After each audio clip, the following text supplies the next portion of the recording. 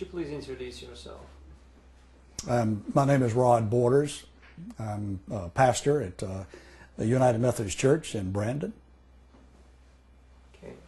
I'd like to start with the question ID volunteers. What was your opinion of Turks and Turkish people in Turkey? Before I met IID volunteers, I had never, of course, been to Turkey, had never really, never studied too much about Turkey. So my general opinion was that I lumped Turkey in with the Arab world. And so anything that I understood about the Arab world and Islam through that, I guess I transferred that to Turkey. Other than that, my only image of it was some of the movies where I've seen where people were put in Turkish prisons, and that was not a very pleasant thing for them to be able to do.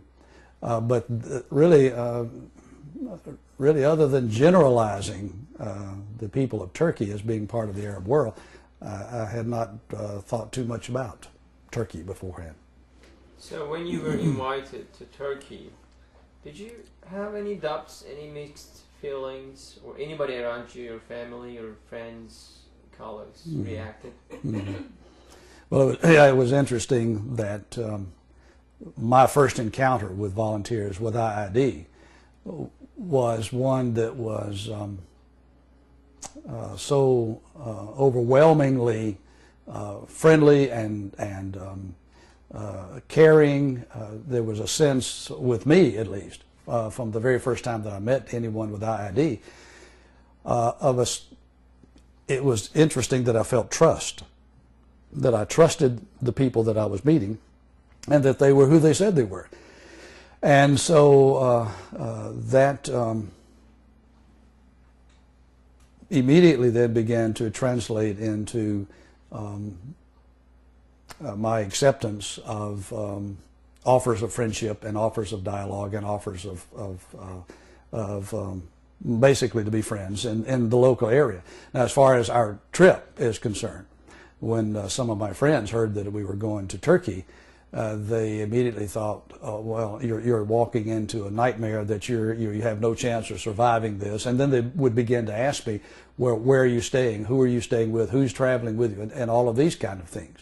And when I said, I don't know, I don't know where we'll be staying, and I don't know who exactly we will be traveling with, they thought I had lost my mind. But again, it was all because of something within me that just felt a great deal of trust toward those who were arranging for us to make this trip and to be involved in dialogue. And so for my part, a sense of at ease with all of it. For many of my friends, a sense that I had lost my mind, and that I should not be doing this because of the danger that would be involved for a Westerner and a Western Christian to go into Turkey, which is predominantly Muslim.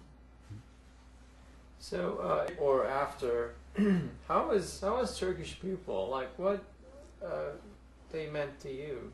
How was it? The interesting thing for me that stands out in my mind more than anything else about the Turkish people is the people that I met, or that I did not meet, but I would pass on the street. We, of course, were treated tremendously well and very gracious by all of our hosts there. Everyone who welcomed us into their homes, into their school, into the business, whatever that was. Everyone was exactly what I expected out of them. What I did not expect was on the street, especially in a place like Istanbul with so many people and so crowded. For a fellow from Mississippi, it seemed very crowded, that the people on the street, if I made eye contact with them, a great many of them would sort of have at least a pleasant look on their face, maybe even a nod, to acknowledge that that we were looking at each other, and that obviously I was from somewhere else, and that was what caught me off guard. And also the sense on the streets in all the cities, but I think of Istanbul where it's so crowded, that people, even in their rush and in their crowdedness, seem to have, for me, a sense of compassion for each other, but especially for one like myself that is not from there, and obviously not from there, that I was given that almost like welcome to our country kind of a look from people that I would not know and was just passing by on the street. So how was families? You said you've been to families, to the homes of people. How was the treatment? Oh yeah, well, everyone, all the host families were just absolutely tremendous.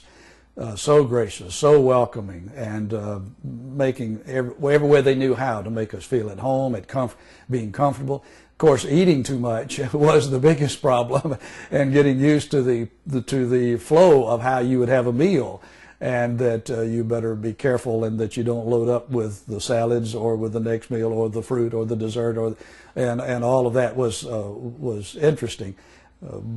But everyone in the home, and especially if there were children in the home, they were very engaging with us, wanting to see what we were about, and very open to us. So every home that we were with, every host family, whether they had a small apartment or a larger home that we would be in, could not have been more gracious to us, and offering of themselves and all that they are to us. And some gave us even some gifts, and particularly I have one that is a handmade wooden tray that one person gave us, that she does arts and crafts, that kind of thing.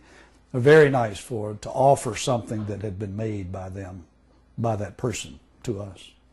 Overall, like after the trip, can you say your ideas, your perception, or the friends talking about the Turkish people has changed? Like, what was the impression after the trip? Like, what changed?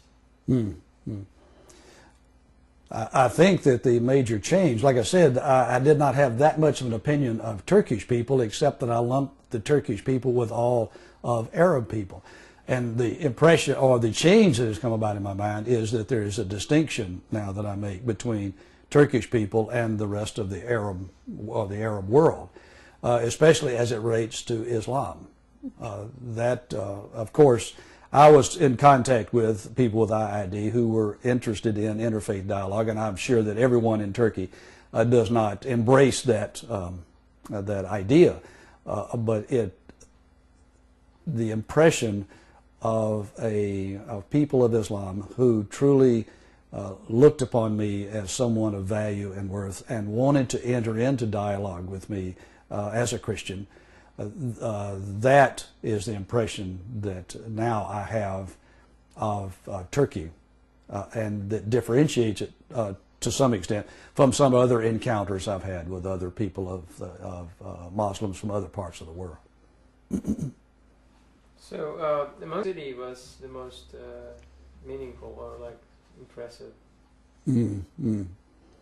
Well, just the sheer size, of course, Istanbul, and trying to get around in that city and with all the people, and I'm just amazed that people can live that close together, and even in the parks be able to enjoy their time and be in that close proximity with each other. Of course, that was fascinating. But I think the city that somehow caught my attention was Urfa. And I'm not sure why, but it was as though I felt very comfortable there, felt as though I was seeing a part of Turkey that was very different from Istanbul, of course. And I really don't know how to put that into words, but that city somehow caught a hold of me.